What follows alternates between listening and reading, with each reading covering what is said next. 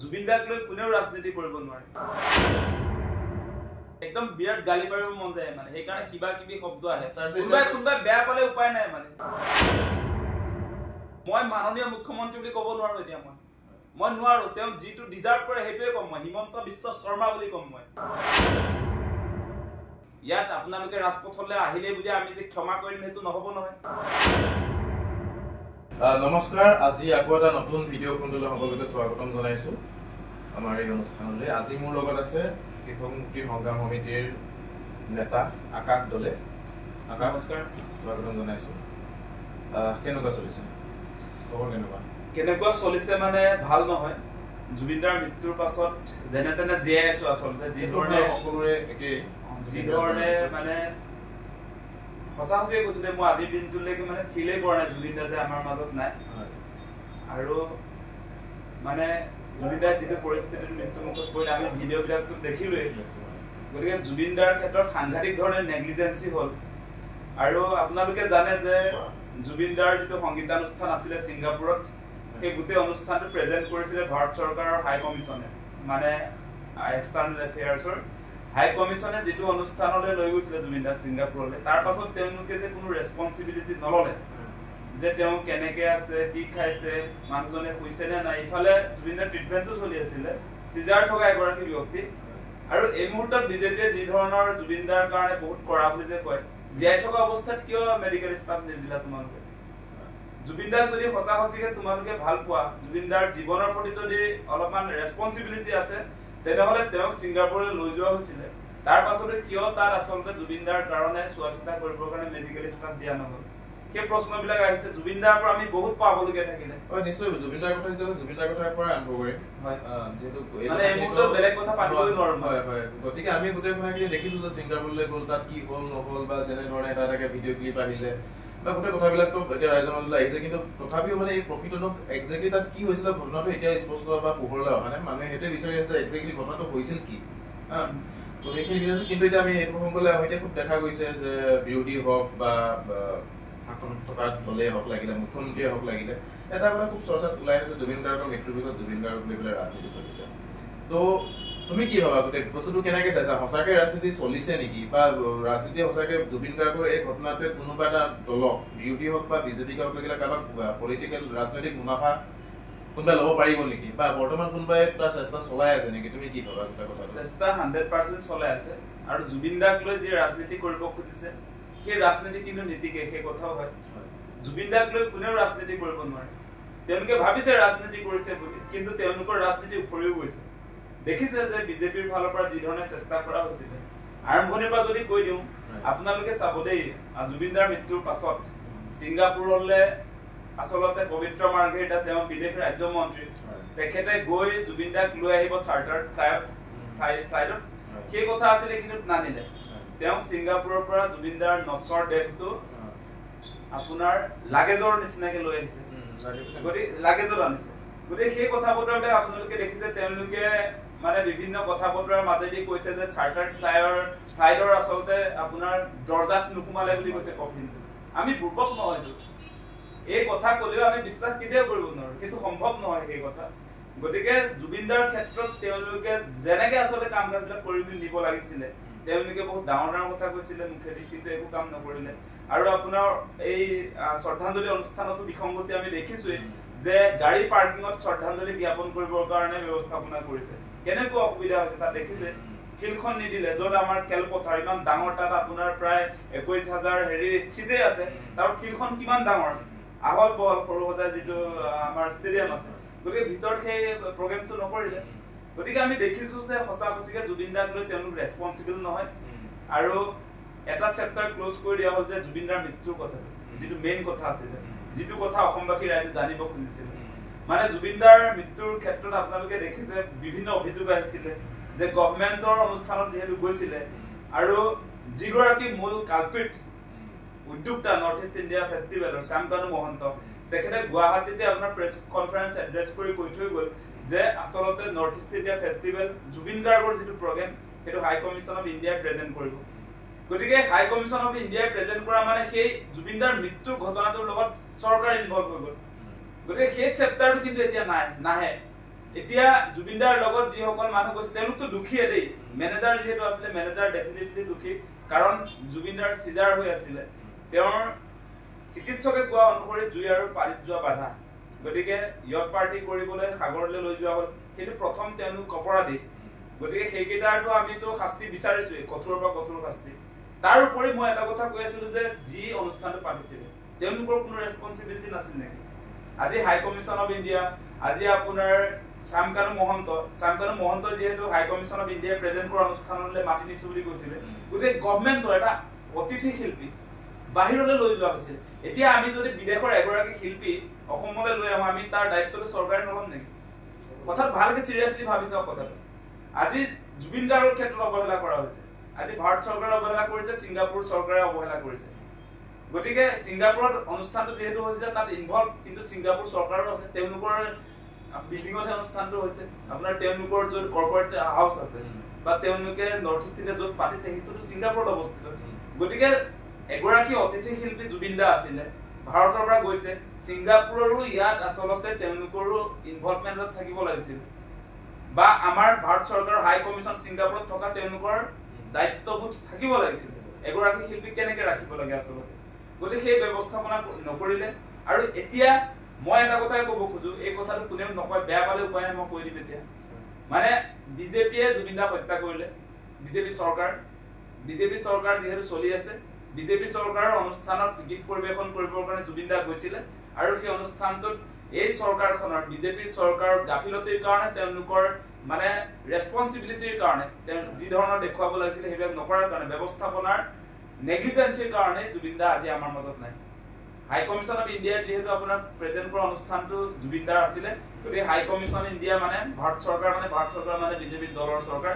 BJP দলৰ ভুলৰ কাৰণে আজি জুবিন দা আমাৰ মাজত নাই হয় সেইটো হয় কিন্তু এতিয়া বৰ্তমান ৰাজনীতিটো কি চলি আছে মানে জুবিন গাৰ্গ লৈ পেলাই মুখ্যমন্ত্ৰী এতিয়া বিজেপি যিহেতু হত্যাকাৰী হৈ গ'ল এইটো লুকুৱাব লাগে নহয় হিমন্ত বিশ্ব শৰ্মাই এতিয়া সেইকাৰণে বিজেপিয়ে ন্যায় দিব বিজেপিয়ে তহঁতি তোমালোকে একদম বিৰাট গালি পাৰিব মন যায় মানে সেইকাৰণে কিবা কিবি শব্দ আহে কোনোবাই বেয়া পালে উপায় নাই মানে এতিয়া মই মাননীয় মুখ্যমন্ত্ৰী বুলি ক'ব নোৱাৰো এতিয়া মই নোৱাৰো তেওঁ যিটো ডিজাৰ্ভ কৰে সেইটোৱে ক'ম মই হিমন্ত বিশ্ব শৰ্মা বুলি ক'ম মই উপায় নাই আমাৰ প্ৰাণৰ শিল্পীক যেতিয়া মৃত্যু মুখলৈ ঠেলি দিলা এতিয়া মাননীয় নহয় ক'ৰ মাননীয় নহ'ব মাননীয় নকওঁ আমাৰ প্ৰাণৰ স্পন্দন সেই ব্যক্তিগৰাকীক কেনেকুৱাকে আচলতে ছিংগাপুৰলৈ মাতি নি নৰ্থ ইষ্ট ইণ্ডিয়া ফেষ্টিভেল কাৰ জৰিয়তে চলি আছিলে ইমান দিন এই অনুষ্ঠানটোত আমি দেখি অহাৰ পৰা আমি নাজানো নেকি আমি বুৰ্বক নহয় ন গভৰ্ণমেণ্ট হেৰি আপোনাৰ পৃষ্ঠপোষকতাত চলে চৰকাৰে আপোনাৰ নৰ্থ ইষ্ট ইণ্ডিয়া ফেষ্টিভেলত প্ৰতি বছৰে লাখ লাখ টকা ৰাজকোষৰ পৰা দি থাকে সেই অনুষ্ঠানটোলৈ গৈছিলে জুবিন দা গতিকে এতিয়া মাননীয় মুখ্যমন্ত্ৰী মহোদয় নহয় মোৰ লগত আমি ক'ব নোৱাৰো সেই কথা মুঠতে চৰকাৰে জুবিন দাক যি ধৰণৰ আচলতে নেগলিজেন্সি দেখুৱালে যাৰ কাৰণে আজি আমাৰ মাজত জুবিন দা নাই গতিকে এই মুহূৰ্তত হিমন্ত বিশ্ব শৰ্মাক মই মাননীয় মহোদয় বুলি ক'বলৈ মোৰ কোনো ধৰণৰ হেৰি নাই মানে সেই ৰেছপেক্ট মই এতিয়া দিব নোৱাৰো সেই ৰেছপেক্ট তেওঁ এতিয়া ডিজাৰ্ভ নকৰে গতিকে সেইকাৰণে কৈছো প্ৰথমতে তোমালোকে মানুহজনক নেগলিজেন্সি কৰি মাৰি পেলালা হত্যা কৰিলা এতিয়া তোমালোকে ইয়াত ৰাজপথত প্ৰতিবাদ কৰিলে আমি জুবিন দাক ঘূৰাই পাম নেকি ঘূৰাই পাম আমাৰ প্ৰাণৰ কলিজা গৰাকী আমাৰ হিয়াৰ আমঠু অসমীয়াৰ প্ৰতিগৰাকী ব্যক্তিৰ আচলতে হিয়াৰ আমঠু আমাৰ সকলোৰে ককাই ভাই সকলো হয় জুবিন দা আমাৰ ঘৰৰ সদস্য অকল মোৰ নহয় সকলোৰে তোমাৰো গতিকে সেই ব্যক্তিগৰাকীক তেওঁলোকে যি ধৰণে চোৱা চিতা কৰিব লাগিছিলে ট্ৰিটমেণ্ট চলি থকা এগৰাকী ব্যক্তি জুই পানীত যাব নোৱাৰে জুই পানীলে লৈ যোৱা হ'ল গতিকে সেই মানুহজনৰ ক্ষেত্ৰত আমি কোনো কাৰণতে এনেকে নাটক কৰি থাকিলে আমি সহ্য নকৰিম নহয় প্ৰথমতে য'ত তোমালোকে তালৈ লৈ গ'লা তাততো একো ব্যৱস্থাপনা কৰি নিদিলা এতিয়া তেওঁলোকে হত্যা কৰাৰ পাছত বিজেপি চৰকাৰে হত্যা কৰাৰ পাছত জুবিনদাৰ ন্যায় বিচাৰিলে আমি মানিম নেকি গতিকে সেইকাৰণে কৈছো যিবিলাক মানুহ আচলতে এই জুবিনদাৰ মৃত্যুৰ ঘটনাটোৰ লগত সংযুক্ত হৈছে যিবিলাক ইনভলভ হ'ল সেই গোটেইকেইটা মানুহৰ আচলতে আমি শাস্তি বিচাৰি আছো আমাৰ অপেক্ষা সেই কালপিট কেইটাৰ আচলতে উপযুক্ত শাস্তি চৰকাৰে দিব লাগিব সেই কথাটো আমি কৈ আছো ইয়াত আপোনালোকে ৰাজপথলৈ আহিলে বুলি আমি যে ক্ষমা কৰিম সেইটো নহ'ব নহয় সেইটো কেতিয়াও নহ'ব আমাৰ কথা স্পষ্ট গতিকে আমাক আৰু কথা লাগিছিলে সেইবিলাকতো এতিয়া সংবাদ মাধ্যমৰ পৰা ডিলিট হৈ গ'ল যে জুবিনদাৰ মৃত্যুৰ পাছত নৰ্থ ইষ্ট ইণ্ডিয়া ফেষ্টিভেলত ফেশ্বন শ্ব' চলিছিলে বুলি কৈছে গল্ডেন থ্ৰেডছৰ গল্ডেন থ্ৰেডছ অফ আছামৰ ফেশ্বন শ্ব' জুবিনদাৰ মৃত্যুৰ পাছতো চলিছিলে বুলি কৈছে। সেই অনুষ্ঠান অসমৰ অনুষ্ঠান, সেই অনুষ্ঠানৰ ঋতুপৰ্ণা শৰ্মা মুখ্যমন্ত্ৰীৰ পত্নীৰ অনুষ্ঠান, সেই অনুষ্ঠানৰ ফেশ্বন শ্ব' কেনেকে আমাৰ জুবিনদাৰ মৃত্যুৰ পাছত চলিব পাৰে সেই কথাও আছিলে, সেইবিলাকো কিন্তু থাকি গ'ল। আৰু মই ভাবো যে আপোনাৰ আমাৰ গভৰ্ণমেণ্ট যিবিলাক ডিপাৰ্টমেণ্টে এই নৰ্থ ইষ্ট ইণ্ডিয়া ফেষ্টিভেলত টকা পইচা যোগান ধৰি আছিলে তেওঁলোকক তদন্তৰ আওতাত আনিব লাগে। গতিকে নৰ্থ ইষ্ট ইণ্ডিয়া ফেষ্টিভেলটো শান্তনু মহন্তৰ নিজৰ অনলি ওৱান মেনৰ আপোনাৰ হেৰি হোৱা নাই নহয়, কেৱল এই শান্তনু মহন্তই পাতিছে নেকি? শান্তনু মহন্তই অকলে পতা নাই, তাত হিমন্ত বিশ্ব শৰ্মাৰ চৰকাৰৰ বিভিন্ন ডিপাৰ্টমেণ্টে তাত যোগদান দিছে, টকা পইচা দিছে। গতিকে তেওঁলোকো এই জগৰীয়া।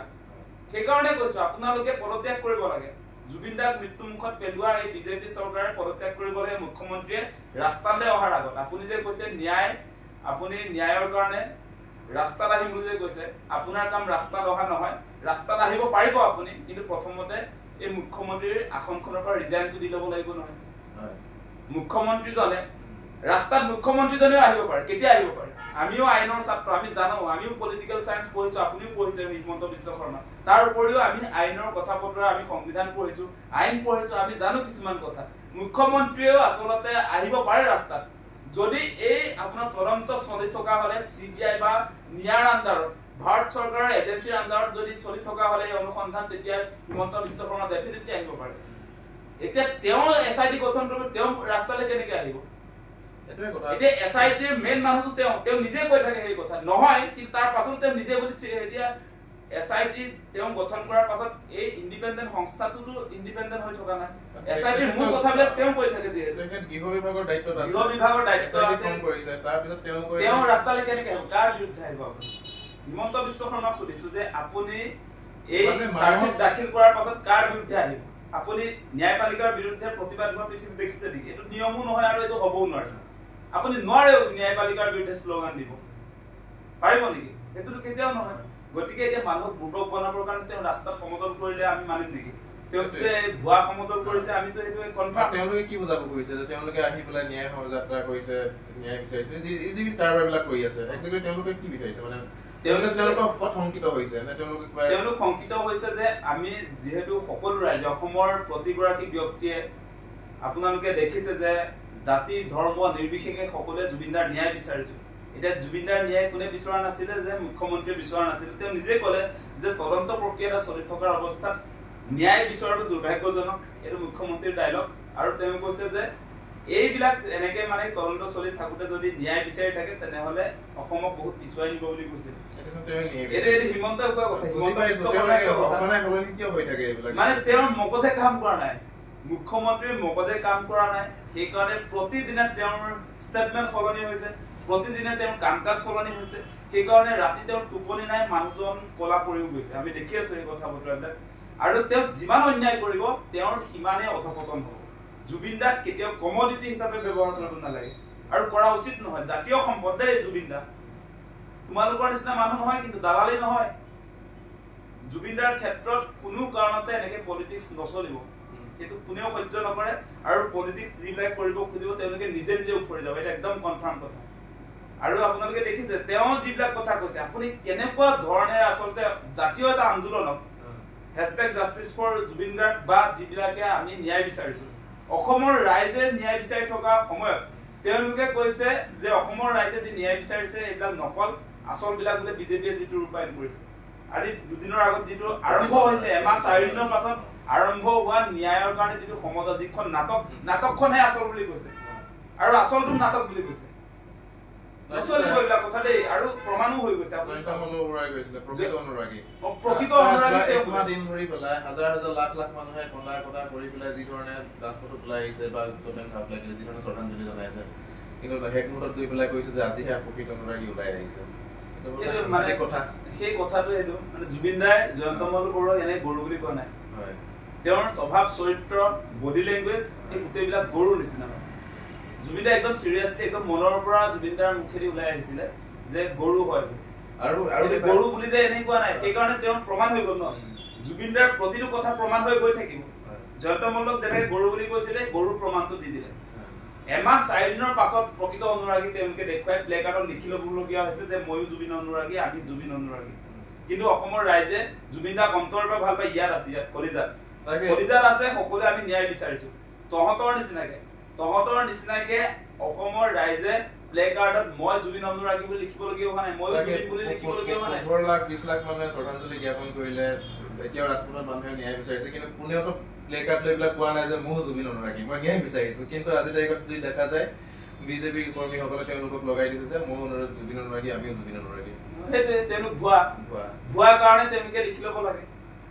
আৰু তেওঁলোকে এটা বস্তু কিয় কৈ থাকে, এতিয়া এটা জুবিন গাৰ্গে বিভিন্ন মন্তব্য দি আহিছিলে বা যিকোনো সামাজিক বিষয়তো তেওঁ মাত মাতি আহিছিলে। গতিকে তেওঁ এটা চিনেমাটো ব্যৱহাৰ কৰিছে ডাইলগটো যে মোৰ কোনো জাতি নাই, মোৰ কোনো ভাষা নাই। এতিয়া দেখো যে বিজেপি নেতা দুই এজনে বা হিমন্ত বিশ্ব শৰ্মা কয় যে এইটো এটা চিনেমাৰ ডাইলগে আছিলে বুলি। মানে মোৰ কোনো জাতি নাই, মোৰ কোনো ধৰ্ম নাই, হিমন্ত বিশ্ব শৰ্মাই কৈছে কাঞ্চনজংঘা চিনেমাৰ ডাইলগ। প্ৰকৃততে কোৱা নাছিলে জুবিন গাৰ্গে, কিন্তু মানে জুবিন দাই কৈছে যে এইটো ডাইলগ নহয়, এইটো ৰিয়েলিটি।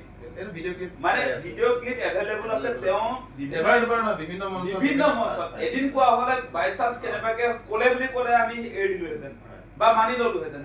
জুবিন দাই মানে ধাৰাবাহিকভাৱে সেই কথা কৈছে। আৰু জুবিন দাই আপোনাৰ লগুণ ছিঙিছে হায়াৰ ছেকেণ্ডাৰী ফাৰ্ষ্ট ইয়াৰ, তেওঁ নিজে কোৱা গতিকে হায়াৰ ছেকেণ্ডাৰী ফাৰ্ষ্ট ইয়াৰতে তেওঁ ব্ৰাহ্মণ এজন ল'ৰা হোৱাৰ পাছতো, ব্ৰাহ্মণ সন্তান হোৱাৰ পাছতো লগুণ কিয় ছিঙি দিলে? তেওঁ কৈছে যে মই নিজকে আচলতে ব্ৰাহ্মণ বুলি অনুভৱ নকৰো, গতিকে মোৰ ট্ৰাইবেল নিচিনাহে লাগে বুলি কয় নিজকে দেই। তাৰপিছত তেওঁ সেই লগুণ ছিঙি আঁঠুৱাত লগাই দিছিলে বুলি কৈছে। গতিকে সেইগৰাকী ব্যক্তিক এতিয়া জুবিন দাৰ কথাটোক আপুনি এতিয়া ব্লেকমেইল কৰি বিপথে পৰিচালিত কৰিবৰ কাৰণে চিনেমাতহে মোৰ কোনো জাতি নাই, মোৰ কোনো ধৰ্ম নাই বুলি যদি মুখ্যমন্ত্ৰী বিশ্বাস কৰিব, যিহেতু সেই কথাটো বিজেপিৰ আইডিয়লজিৰ লগত এটা কনফ্লিক্ট হয় কথা, সেইটো সাংঘাতিক। সেইটো কাৰণে তেওঁলোকে সেই নেৰেটিভটো বনাইছে নেকি যে না জুবিন এইটো কথা কোৱা নাছিলে। একজেক্টলি মানে জুবিন দাৰ যিটো কথা আছিলে যে মোৰ কোনো জাতি নাই, মোৰ কোনো ধৰ্ম নাই, মই মুক্ত, সেই কথা যে কৈছিলে। এতিয়া এই হিমন্ত বিশ্ব শৰ্মা বা বিজেপি এই দলটোৰ কামটোৱে হৈছে তেওঁলোকৰ জাতি ধৰ্ম বিভাজন আনা, সাম্প্ৰদায়িক ৰাজনীতি। তেওঁলোকৰ কথাটো হৈছে হিন্দু মুছলমানৰ মাজত প্ৰতিদিনে কেনেকে আচলতে বিভাজন আনিব পাৰি, হিন্দু মুছলমানৰ ৰাজনীতি কৰিব পাৰি। সেইকাৰণে আচলতে দুইটা এতিয়া বিপৰীত মেৰুত আহি গ'ল। এতিয়া জুবিন দাই কৈছে হিন্দু মুছলমান চব এক বুলি কৈছে, আমাৰ কোনো জাত পাতৰ লগত কোনো কথা বতৰা নাই, আমি মানুহ হিচাপে জীয়াই থাকিব খোজো বুলি জুবিন দাই কৈ থৈ গৈছে। এতিয়া সেই কথা বতৰা বিলাকে জুবিন দা আৰু এই বিজেপি হিমন্ত বিশ্ব শৰ্মা তেওঁলোকৰ একদম আইডিয়লজিকেল এটা সংঘাত আহিছে। গতিকে আইডিয়লজিকেল সংঘাতটোৰ কাৰণে এতিয়া জুবিন দা যে মৰি গ'ল, এতিয়া জুবিন দাই কিন্তু তেওঁলোকে ভাবিছে জুবিন দাৰ মৃত্যুৰ পাছত এইটো ডাইভাৰ্ট কৰি আমাৰ ফালে লৈ যাওঁ নেকি। কিন্তু জুবিন দাই নিজে ইমান ধুনীয়াকে বিশ্লেষণ কৰি গ'ল জীৱন্ত কালত, এবাৰ দুবাৰ নহয়, মই দেখিছো ধাৰাবাহিকভাৱে তেওঁ আপোনাৰ বিভিন্ন অনুষ্ঠানত বিভিন্ন চেনেলত য'ত পাৰিছে ততে আপোনাৰ তেওঁ এই মূল কথাটো মানে মোৰ কোনো জাতি নাই, মোৰ কোনো ধৰ্ম নাই, সেইটো ৰিয়েলিটি হয় বুলি কৈ দিছে। মানে কাঞ্চনজংঘাৰ প্ৰচাৰ কৰিবলৈ যাওঁতেও কৈছে যে এইটো ৰিয়েলিটি হয়, এইটো চিনেমা ডাইলগ বুলি কেৱল মানি নল'ব। সেই কথা তেওঁ নিজে আপোনাৰ বিশ্লেষণ দাঙি ধৰিছে। গতিকে এই ক্ষেত্ৰত হিমন্ত বিশ্ব শৰ্মাই নিজে নিজৰ কনচেপ্ট এটা তেওঁলোকৰ হিন্দু মুছলমানৰ ৰাজনীতিৰ কাৰণে যদি ব্যৱহাৰ কৰিব খোজে জুবিন দাক, কিন্তু উপৰিত যাব 100%। যেতিয়া জুবিন গাৰ্গে বিভিন্ন বছৰ সেইটো কথা কৈছে, তেতিয়া স্বয়ং মুখ্যমন্ত্ৰী গৰাকীয়ে এটা সমালোচনা কৰিছিলে, মোৰ কোনো ভগৱান নাই জাতি নাই, কিবা হ'ব পাৰে নেকি, এভেইলেবল আছে ছচিয়েল মিডিয়াত। তেনেকুৱা এটা ভাষণ প্ৰসংগত জুবিন গাৰ্গকো হিমন্ত বিশ্ব শৰ্মাই সমালোচনা কৰিছিলে সাংঘাতিক ধৰণে। গতিকে এই যে জুবিন দাৰ যিটো মূল কথা, যিটোত আচলতে বিজেপিৰ কাৰণে সাংঘাতিক ধৰণে বৰ্তমান সময়ত সেইটোৰ পৰা তেওঁলোকে ওলাই আহিব পৰা নাই, যিহেতু জুবিন দাই সেই কথাটো যে ক'লে। আৰু সেইটো কাৰণে এতিয়া বিজেপিয়ে বৰ্তমান জুবিন গাৰ্গক সেই বিজেপিকৰণ বা হিন্দুত্বকৰণ এই তেনেকুৱা ধৰণৰ প্ৰক্ৰিয়া চলিছে নেকি? যিহেতু জুবিন গাৰ্গৰ এটা টেটু আছিলে, যিটো কাৰণে মানে তেওঁলোকে এতিয়া কৈ জুবিনৰ মানে জাতি ধৰ্ম বৰ্ণ নোহোৱা মানুহ নহয়, তেখেত শিৱ ভক্ত আছিলে, তেওঁ ভগৱান মানে, তেনেকুৱা ধৰণৰ এটা নেৰেটিভ এটা তেওঁলোকে বৰ্তমান একদম সেই কামটো কৰিছে মুখ্যমন্ত্ৰী হিমন্ত বিশ্ব শৰ্মাই। তুমি চাইছা যে জুবিন দাৰ ইয়াতে আপোনাৰ তেওঁৰ মানে টেটু বনোৱা আছে মহাদেৱৰ, শিৱৰ টেটু বনোৱা আছে, আৰু সেইটোক লৈয়ে আজি হিমন্ত বিশ্ব শৰ্মাই কৈছে টেটু যিহেতু আছে, টেটু আছে মানে শিৱ ভক্ত আছিলে জুবিন দা। সেই কথা আজি মুখ্যমন্ত্ৰীয়ে কৈছে, কিন্তু জুবিন দাই নিজে কেতিয়াও কোৱা নাছিলে যে মই শিৱ ভক্ত বুলি। জুবিন দাই এটা কথা কৈছিলে বৰং যে শিৱক তেওঁ ভাল পায়, এজ এ কেৰেক্টাৰ হিচাপেহে ভাল পায়। সেই কথাটো চাব দেই, ভগৱান হিচাপে ভাল পোৱা কথা জুবিন দাই নিজে কোৱা নাই। তেওঁ ইয়াত টেটুটো যে বনালে, তেওঁ টেটু কিয় বনাল তাৰ বিশ্লেষণ দাঙি ধৰিছে যে এজ এ ট্ৰাইবেল গড, যে শিৱ এনেকুৱা এগৰাকী ব্যক্তি যি আচলতে দান কৰে। এতিয়া আপোনালোকে হিমন্ত বিশ্ব শৰ্মাটো দান নকৰে, তেওঁ যিমান পাৰে ৰাইজৰ সম্পত্তি নিজৰ পৰিয়ালৰ নামলৈ আনে। আজি বিজেপিৰ যিবিলাক মন্ত্ৰী বিধায়ক তেওঁলোকে মানুহৰ পৰা মাটি বাৰী কাঢ়ি মেলি নিজৰ নামত কৰি লয়। গতিকে সেই বস্তুটো জুবিন দাই কিন্তু নিজৰ ঘৰটো বিক্ৰী কৰি হলেও মানুহক সহায় কৰিব খোজে, বিপদগ্ৰস্ত মানুহক। কোনোবা পঢ়াত সুবিধা হৈছে তেওঁলোকক সহায় কৰিছে, চিকিৎসাৰ কাৰণে সহায় কৰিছে। কাৰোবাৰ আপোনাৰ ভৰিৰ অপাৰেশ্যন কৰিবলগীয়া হৈছে, ভৰি কাটি দিবলগীয়া হৈছে, সেইবিলাকৰ যি খা খৰচ সেইবিলাক যোগান ধৰিছে। গতিকে আকাশ পাতাল এটা ডিফাৰেন্স মানে আপোনাৰ জুবিন দা আৰু হিমন্ত বিশ্ব শৰ্মাৰ বিজেপিৰ লগত আছে। এতিয়া এই যে আপোনাৰ ট্ৰাইবেল গড আমাৰ শিৱ বাবাৰ যিটো ইয়াত টেটু আঁকিলে তাৰ সমান্তৰালভাৱে ইয়াততো আমাৰ দেখিছো জুবিন দাৰ ইয়াততো আমাৰ চাৰ্লি চাপলিনৰো আছে। চাৰ্লি চাপলিন যে এগৰাকী বাওঁপন্থী মানুহৰ মানুহ, তেওঁতো হিন্দু মুছলমানৰ মানুহ নহয়। গতিকে এই কথাটো আমি চাব লাগিব। কিন্তু আদৰ্শ বুলি ক'লে শিৱক কোৱা নাই, শিৱক ভাল পাম বুলি কৈছে এজ এ কেৰেক্টাৰ হিচাপে শিৱক জুবিন দাই ভাল পাম বুলি কৈছে। কিন্তু আদৰ্শ ব্যক্তি কোন বুলি কওঁতে তেতিয়া জুবিন দাই একদম মানে এই মুহূৰ্তত যিটো সময়ত বিজেপিৰ হাইফাই চলি আছে, যিটো সময়ত সঁচাসঁচি বাওঁপন্থীয়ে নিজকে বাওঁপন্থী বুলি ক'বলৈ অসুবিধা পায়, এই সময়ছোৱাত তোমালোকে দেখিছা যে তেওঁ নেশ্যনেল মিডিয়া সম্বোধন কৰি কৈছে বা ষ্টেট আমাৰ ৰাজ্যখনৰ মিডিয়া সম্বোধন কৰি কৈছে যে মোৰ আদৰ্শ ব্যক্তি, মোৰ আইডল চে গুয়েভাৰা। এই কথাটো কৈছে নাই? চে গুয়েভাৰাৰ কথা কৈছে, বিষ্ণু ৰাভাৰ কথা কৈছে, তেওঁ নিজে ছ'চিয়েল লেফটিষ্ট বুলি কৈছে, তেওঁ নিজকে বাওঁপন্থী বুলি কৈছে, তেওঁ নিজকে কমিউনিষ্ট বুলি কৈছে। গতিকে হিমন্ত বিশ্ব শৰ্মাই যিমান চেষ্টা কৰিলেও জুবিন দাই যিটো কৈ থৈ গ'ল সেইটোৱে আৰু সেইটোৱে আমাৰ কাৰণে শিলৰ ৰেখা। তুমি বিশ্লেষণ দাঙি ধৰিবা, তুমি পৃথিৱীৰ মিছা কথাবিলাক লৈ আহিবা, সেইটো আমি শুনিম নেকি? গতিকে শিৱ ভক্ত জুবিন দা নাছিলে, শিৱক ভাল পাইছিলে, এজ এ কেৰেক্টাৰহে ভাল পাইছিলে, সেইটো জুবিন দাৰ নিজৰ ষ্টেটমেণ্ট। এতিয়া তুমি ভক্ত সদায় জুবিন দা ভক্ত হৈ নাযায়। জুবিন দা কাৰ ভক্ত? বিষ্ণু ৰাভাৰ ভক্ত বুলি নিজে কৈ থৈ গৈছে। জুবিন দাই নিজে কৈ থৈ গৈছে মোৰ কোনো ভগৱান নাই। গতিকে কেনেকে আপোনাৰ শিৱক কেৰেক্টাৰ হিচাপে ভাল পাওঁ বুলি কৈছে, এজ এ কেৰেক্টাৰ হিচাপে ভাল পাওঁ বুলি কৈছে। গতিকে জুবিন দাৰ কথাটো নুশুনি তুমি জাপি দিয়া কথাটো আমি শুনিম নেকি বা অসমৰ ৰাইজে শুনিব নেকি? জুবিন দাই জীৱিত অৱস্থাত যিখিনি কথা ক'লে মানুহে সেইখিনি কথাই শুনিব। আমি সেইখিনিও বেলেগ কোনোবা বেলেগ ধৰণেতো এইটো ব্যাখ্যা নতুনকে বুজাবা তুমি। হিমন্ত বিশ্ব শৰ্মাই নতুনকে বুজাব জুবিন দাক। জুবিন দাই নিজে ইমান দিন আমাকে বুজাই থৈ গ'ল, জুবিন দাৰ কথাটো নুশুনি তোমাৰ কথা শুনিম? যিগৰাকী মানে মিছলীয়া, যিগৰাকী প্ৰতিদিনে মানুহক মানে মিছা কথা কৈ ব্লেকমেইল কৰি থাকে, আমি শুনিম নেকি? হিমন্ত বিশ্ব শৰ্মাৰ কথা শুনিম, আমি জুবিন দাৰ কথা শুনিম। আমি জুবিন দাৰ আদৰ্শৰে আমি অনুপ্ৰাণিত হোৱা মানুহ। গতিকে জুবিন দাৰ আদৰ্শক আমি প্ৰমোট কৰিম। তুমি এতিয়া জুবিন দাক হাইজেক কৰিব নোৱাৰিবা, চেষ্টা হ'ব তোমাৰ, কিন্তু তুমি উফৰি যাবা। এইটো 100% মই কৈছো। জুবিন দাক লৈ কোনো কাৰণতে হিমন্ত বিশ্ব শৰ্মাই বিপথে মানুহক পৰিচালিত কৰিব নোৱাৰে। তেওঁ চেষ্টা কৰিব পাৰিব, কিন্তু তেওঁৰ চেষ্টাৰ পৰা নিজে নিজে উফৰি যাব। উফৰি গৈছেও এতিয়া। ময়ো জুবিন বুলি তেওঁ শ্লোগান দিছিল, উফৰি গ'লতো। ময়ো জুবিন বুলি তেওঁ নিজে উলিয়াইছিলে শ্লোগান, নিজিকিলে। এঘণ্টাৰ ভিতৰত সেই শ্লোগান উফৰি গৈছে। গতিকে সেই কথা বতৰাবিলাক আছে। আমি দেখিছো যে বিজেপিৰ লগত আদৰ্শগত সংঘাত জুবিন দাৰ আছে। এটা একদম সন্মুখত আহি গৈছে যোৱা বছৰ, এই বছৰে আপোনালোকে দেখিছে যে জুবিন দাই কি ক'লে। জুবিন দাই ক'লে যে বিজেপি পাৰ্টিটো বটলা পাৰ্টি। এনেই কোৱা নাই সেই কথা, বিজেপিক ভোট নিদিব বুলি কৈছে, মানুহক আহ্বান জনাইছে। গতিকে আমি সেই কথা প্ৰমোট কৰিম। বিজেপিক কিয় ভোট নিদিব, কোনটো কাৰণে ক'লে? যে কাৰ জাপি দিছে যে বাংলাদেশ, পাকিস্তান আৰু আফগানিস্তানৰ পৰা মানুহ আনি ভাৰতত অসমত সংস্থাপন কৰিব খুজিছে। গতিকে বটলা পাৰ্টি, যি অসমৰ পৰা বিদেশী খেদিম বুলি কৈছিলে, সেই ষ্টেটমেণ্টটোহে আমি শুনিম। এতিয়া হিমন্ত বিশ্ব শৰ্মাৰ মতে আমি চলিম নেকি? এইটো কোনো কাৰণতে নহ'ব। আৰু এটা মেইন কথা আপোনাক কওঁ যে জুবিন দাই লাষ্ট যিটো কথা ক'লে সেইটো আমাৰ জাতীয়তাবাদী বিলাকৰ কাৰণে আটাইতকৈ ডাঙৰ এটা মানে আমাৰ আদৰ্শৰ কথা কৈ থৈ গ'ল। যে জুবিন দাই ক'লে বিজেপিক কৈছে হু দা হেল ইউ আৰ বুলি ক'লে। কিয় ক'লে? বিজেপিক কিয় ক'লে সেই কথা? যে জুবিন দাই নিজে কৈছে আমি অসমে তোমালোকক তেল দিছো, কয়লা দিছো, চাহপাত দিছো, গড় দিছো, জুবিন গাৰ্ড দি আছো, তোমালোকে আমাক কি দিলা? সেই প্ৰশ্ন কোনে উঠাইছে?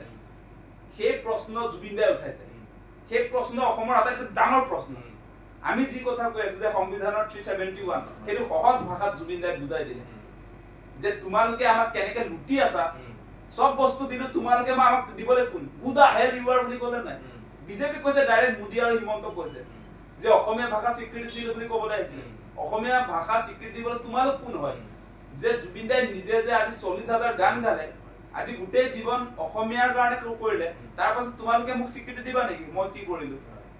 মই কাম কৰিলো, তোমালোকে কোন হয় স্বীকৃতি দিবলৈ? গতিকে অসমীয়া জাতীয়তাবাদৰ এইটো যুগৰ, আমাৰ যুগৰ আটাইতকৈ ডাঙৰ নেতা জুবিন দা। সেই প্ৰমাণ তেওঁ নিজে কৈ থৈ গৈছে। গতিকে এই মুহূৰ্তত ব্লেকমেইল নচলিব। অসমীয়া মানুহে হিমন্ত বিশ্ব শৰ্মাৰ ব্লেকমেইলত জুবিনদাৰ আদৰ্শক আমি বলি দিব নোৱাৰো মানে একদম স্পষ্ট কথা কিন্তু কথাটো হ'ল বৰ্তমান অসমৰ যিকোনো ক্ষেত্ৰতে জুবিন গাৰ্গৰ বাদে বেলেগ কোনো বিষয় বৰ্তমান চৰ্চা নাই গতিকে নিৰ্বাচনলৈ আৰু 5-6 মাহমান আছে প্ৰায় আৰু 2 মাহমান পিছত চাগে নিৰ্বাচনী বঁটা বলিব এতিয়া গতিকে জুবিন গাৰ্গৰ এই বিষয়টো এই ৰাজনীতি চাবিচক লৈ পেলাই তেনেকুৱা ধৰণৰ কিবা পৰিৱেশ আহিব পাৰে নেকি য'ত নেকি মানে জুবিন গাৰ্গ এটা ইছ্যু হৈ যাব নিৰ্বাচনত মানে জুবিন গাৰ্গৰ কথা বতৰা লৈ ইছ্যু হোৱাটো উচিত মই ভাবো মানে জুবিন গাৰ্গৰ যিটো আদৰ্শ জুবিনদাৰ যিটো আদৰ্শ সেই আদৰ্শবিলাক উচিত নিৰ্বাচনৰ একো একটা এজেণ্ডা হোৱা উচিত জুবিনদাৰ যিটো সম্পদৰ অধিকাৰৰ কথা কৈছে এটা জুবিনদাৰ যিটো আত্মনিয়ন্ত্ৰণৰ কথাটো ক'লে বা জুবিনদাৰ যিটো আপোনাৰ এই বিদেশী সংস্থাপনৰ বিৰুদ্ধে নিজৰ যি ষ্টেটমেণ্ট দিছে মানে বিজেপিয়ে বিদেশী খেদিম বুলি কৈ বিদেশী যে আনিছে আজিৰ দিনটোত সেইবিলাক ডেফিনেটলি একো একোটা এজেণ্ডা হোৱা উচিত গতিকে আমাৰ কথাটো হৈছে যে বিজেপিয়ে যি ধৰণে বৰ্তমান সময়ত জুবিনদাক আচলতে হাতিয়াৰ হিচাপে ব্যৱহাৰ কৰিছে সেইবিলাক অনুচিত এতিয়া চাওক যে আকাশ পাতাল আইডিঅলজিকেল ডিফাৰেন্স থকা এগৰাকী ব্যক্তিক তেওঁলোকে নিজৰ মানে হিন্দুত্ববাদী নেতা যেন সজাব খুজিছে জুবিনদাক সেই কথাটো নহ'ব নহয় আৰু মূল কথা তেওঁলোকে ডাইভাৰ্ট কৰিব খুজিছে মূল কথা আছে কিন্তু জুবিনদা কি পৰিস্থিতিত আমাৰ মাজত আজি নাই সেই কথা আমাক লাগিব সেইটো ইছ্যু হ'ব লাগিব গতিকে কাৰ কাৰণে কাৰ দুখত জুবিনদা আজি আমাৰ মাজত নাই কোনে হত্যা কৰিলে জুবিনদাক সেই কথা যে মই যে কৈ আছিলো ছিংগাপুৰত অনুষ্ঠিত হোৱা যিটো নৰ্থ ইষ্ট ফেষ্টিভেলৰ সংগীতানুষ্ঠান সেইটো হাই কমিছন অফ ইণ্ডিয়া ভাৰত চৰকাৰে প্ৰেজেন্ট কৰিছিলে গতিকে ভাৰত চৰকাৰ জগৰীয়া ভাৰত চৰকাৰ ডেফিনেটলি জগৰীয়া আৰু যিবিলাক মেনেজাৰকে আদি কৰি যিবিলাকে ইয়ক প্ৰাৰ্থী কৰিছিলে সেই মানুহবিলাক জুবিনদাৰ হত্যাকাণ্ডটোৰ লগত জড়িত তেওঁলোকৰ কঠোৰ শাস্তি সেইটো থাকিব লাগিব এজেণ্ডাত জুবিনদাক আমি ন্যায় দিব লাগিব জুবিনদাই যেনেকে অন্যায়ৰ বলি হ'ল সেই অন্যায়ৰ বলি হোৱা যাৰ কাৰণে অন্যায়ৰ বলি হ'ল তেওঁলোকৰ উপযুক্ত শাস্তি লাগিব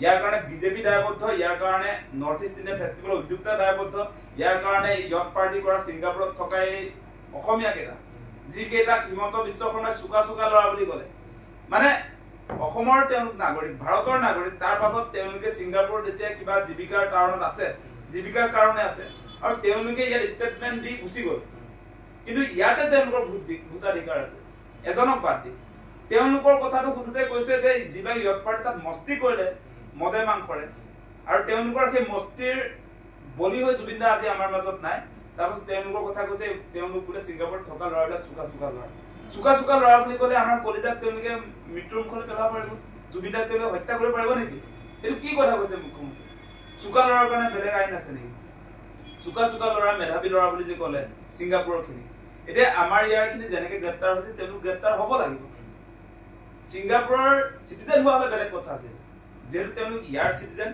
ভাৰতৰ অসমৰ চিটিজেন গতিকে বাকী কেইটা মানুহ কেনেকে আচলতে জুবিনদাৰ ইয়ক পাৰ্টিত থকাৰ কাৰণে এৰেষ্ট হৈছে যিবিলাক ইতিমধ্যে এই কালপিত কেইটাৰ কথা কৈছে সেইবিলাকো কালপিত গতিকে তেওঁলোকো আচলতে আহিব লাগিব গ্ৰেপ্তাৰ হ'ব লাগিব তেওঁলোকৰ শাস্তি হ'ব লাগিব গতিকে আইন চোকা মানুহৰ কাৰণে বেলেগ নহয় আছে নেকি তেনেকুৱা চেপ্টাৰ গতিকে কেনেকে এইটো হৈছে আচলতে গতিকে সেইকাৰণে কৈছো এই তদন্ত প্ৰক্ৰিয়া যিটো চলিছে হিমন্ত বিশ্ব শৰ্মাৰ নেতৃত্বত SITৰ ফালৰ পৰা যিটো তদন্ত প্ৰক্ৰিয়া এইটোৰ জৰিয়তে জুবিনদাই ন্যায় নাপায় জুবিনদাক আমি ন্যায় দিব নোৱাৰো এনেকে গতিকে সেইকাৰণে কৈছো এই বিজেপি চৰকাৰে জুবিনদাক ন্যায় দিয়াৰ পক্ষত নাই সেইকাৰণে আমি গমো পাই আছো ভিতৰি তেওঁলোকৰ মূল কথাটো হৈছে যে গভৰ্ণমেণ্ট ইনভলভমেণ্টটো আচলতে এই জুবিনদাৰ এই হত্যাৰ ঘটনাটোৰ লগত কেনেকে আছিলে সেইবিলাক ডিলিট কৰাবৰ কাৰণে SIT তদন্ত তাৰ পাছত এতিয়া ED যে লগাই আছিলে ED বিলাক লগাই টকা পইচাৰ এটা তেওঁলোকক কিছুদিন ৰাখিব পাৰিব কিন্তু জুবিনদাৰ হত্যাকাণ্ডটো আচলতে এই মানুহবিলাকৰ ভুলৰ কাৰণে হ'ল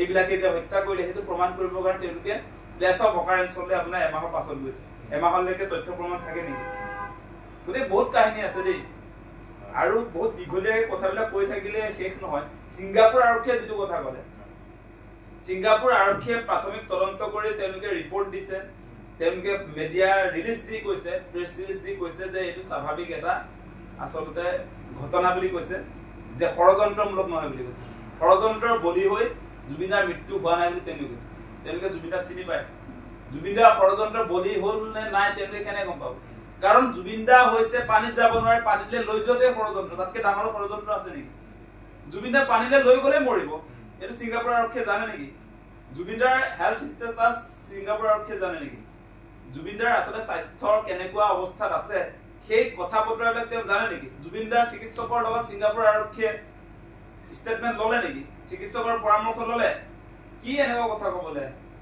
গতিকে সেইকাৰণে কৈছো যে ছিংগাপুৰ আৰক্ষীয়েও যে জুবিনদাক নিৰাপত্তা নিদিলে, এতিয়া জুবিনদা আপুনি তেওঁলোকে গম নাপায়। গতিকে সেইকাৰণে প্ৰথম আমাৰ নিজৰখিনিয়ে কৈছো, নিজৰ ভাৰত চৰকাৰ ৰেছপন্সিবল, তাৰ পাছত ছিংগাপুৰ, এই গোটেই মানুহবিলাক আচলতে জুবিনদাৰ হত্যাকাণ্ডটোৰ লগত তেওঁলোক ইনভলভ হৈ থকা মানুহ। আৰু এটা কথা চাব দেই, এইটো কথাটো কৈ দিব লাগিব যে তেওঁলোকে ছিংগাপুৰে জুবিনদাৰ এই মৃত্যুৰ ঘটনাটো হত্যাকাণ্ড বুলি কিয় ক'ব নোখোজে? কাৰণ হৈছে ছিংগাপুৰ, তাৰ যি আপোনাৰ ৰেভিনিউ জেনেৰেট হয়, যিটো টকা পইচা আহে ছিংগাপুৰ এটা পৰ্যটনৰ দেশ। গতিকে পৰ্যটন য'ত হয়, পৰ্যটনস্থলীবিলাকত, এতিয়া তাত যদি আপোনাৰ হত্যা কৰা হৈছে বুলি কয়, পৰ্যটন মানে মানুহ তালৈ যায়, পৰ্যটন মানে চাবলৈ যায়। গতিকে তাত যদি মানুহক হত্যা কৰিব পাৰে, তেনেহ'লে পৰ্যটনটোত তেওঁলোকৰ ব্যাঘাত জন্মিব, তালৈ মানুহ নোযোৱা হ'ব, কাৰণ তালৈ নি মানুহক হত্যা কৰিব পাৰি। গতিকে সেইকাৰণে তেওঁলোকে তাত এই ঘটনাটো হত্যাকাণ্ড বুলি ক'ব খোজা নাই। মানে জুবিন গাৰ্গৰ যিটো এই মুহূৰ্তত আপোনালোকে দেখিছে, সকলো অসমৰ ৰাইজক কৈছো, সকলোৱে দেখিছে যে জুবিনদাৰ জাষ্টিচ বিচাৰি গোটেই পৃথিৱীয়ে আজি জাষ্টিচ ফৰ জুবিন গাৰ্গ দেখিছে, #জাষ্টিচ ফৰ জুবিন গাৰ্গ, এই গোটেই যিটো মুভমেণ্ট চলিছে, ছচিয়েল মিডিয়া মুভমেণ্ট, কিন্তু ৱৰ্ল্ড ৱাইড চলিছে। এইবিলাকত কিন্তু প্ৰভাৱ পৰে। মানে এইটো যে চলিছে, এইটো চলাৰ পাছত যদি সেইটো হত্যাকাণ্ড বুলি প্ৰমাণ হয়, তেতিয়াহ'লে তাত প্ৰভাৱ পৰিব পৰ্যটনত। সেই কথা বতৰাবিলাক আছে, এইবিলাক চৰ্চাটো হোৱা নাই, কিন্তু বহুত ডাঙৰ কথা। মানে শেহতীয়া বিষয় পেলাই এতিয়া জুবিন গাৰ্গৰ অন্তিমখন চলচ্চিত্ৰ চিনেমা ৰৈ ৰৈ বিনালে তেওঁ মুক্তি লাভ কৰিব, আৰু দেখা গৈছে যথেষ্ট উৎসাহ, আৰু সেই সময়তে টিকেটৰ দামো বঢ়াই দিছে চিনেমা হলৰ মালিক। এইটো কিন্তু মানে আমি সকলোৱে এটা কথাই বিচাৰি আছিলো যে ৰৈ ৰৈ বিনালে জুবিনদাৰ অন্তিম যিখন চিনেমা সকলোৱে পাব লাগে। মানে জিএছটি ফ্ৰী বা টেক্স, আমি যিবিলাক কথা কৈ আছিলো, মানে আমি টেক্স ফ্ৰী কৰি দিয়াৰ কথা, জিএছটি ফ্ৰী কৰি দিয়াৰ কথা কৈ আছিলো অসমৰ ৰাইজৰ স্বাৰ্থত। আৰু জুবিনদাই অসমৰ ৰাইজক বহুত মৰম কৰিছিলে।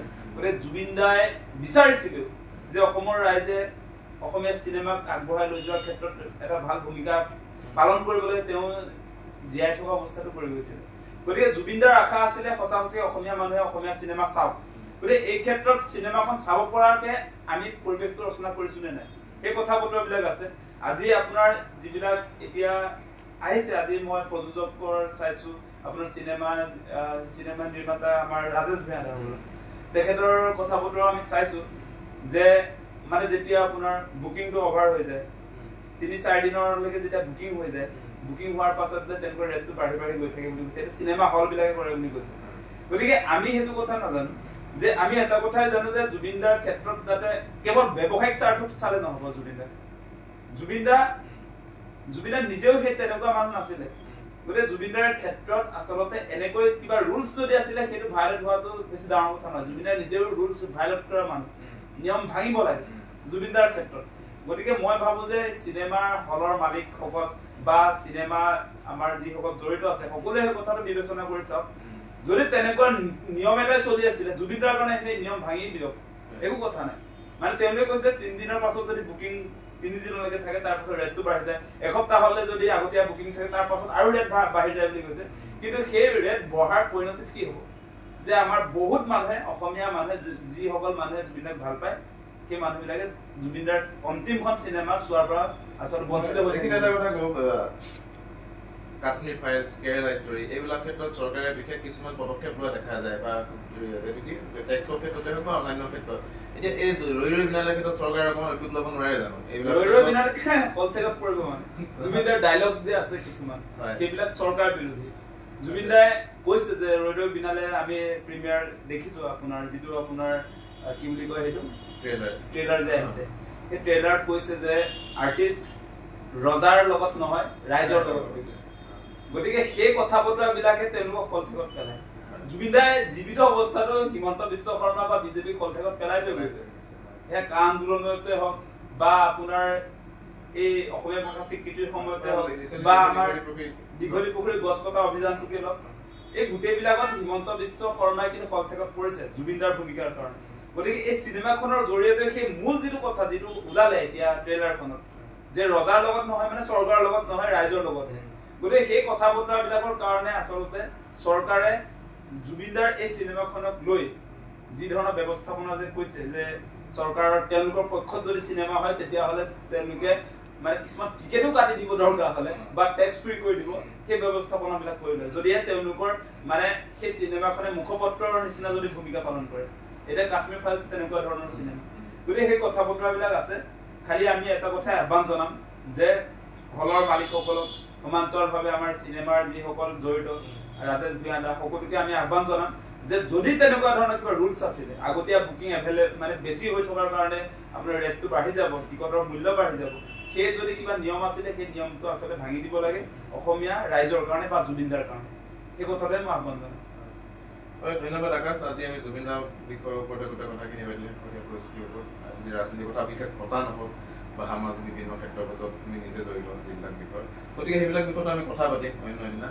এতিয়া ইমানতে সামৰিছোঁ আজি ভিডিঅ'টো ধন্যবাদ